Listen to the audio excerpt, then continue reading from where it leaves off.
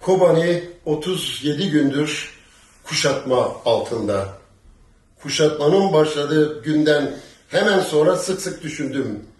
Bizim evimiz ağızları kan kokan cellatlarca, silahlı cellatlarca işgal edilip çoluk çocuk esaret altına alınsaydık acaba ne hissederdik?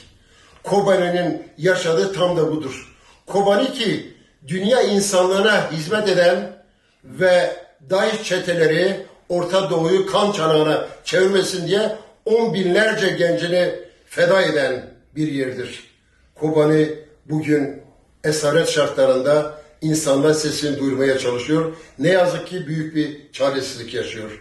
Çocuklar ilaç bulamadıkları için ilaçsızlıktan ölüyor. Tankerlerle taşınan sular hastalık saçıyor ve halk aç. Dünya liderleri Kobani'de Jolani'ye verdiği destekle bu kuşatmayı sürdürüyorlar. Ve ben acı bir çaresizlik içindeyim. Keşke yapabileceğim başka şeyler de olsaydı. Kars'taki yazıhanemde Kobani halkının çığlığına ses verebilmek, omuz verebilmek ve Kobani halkıyla dayanışmada bulunmak üzere açlık grevine başladım. Duyarlı tüm kardeşlerimi ve dünya insanlığını Kobani'ye sahip çıkmaya çağırıyorum.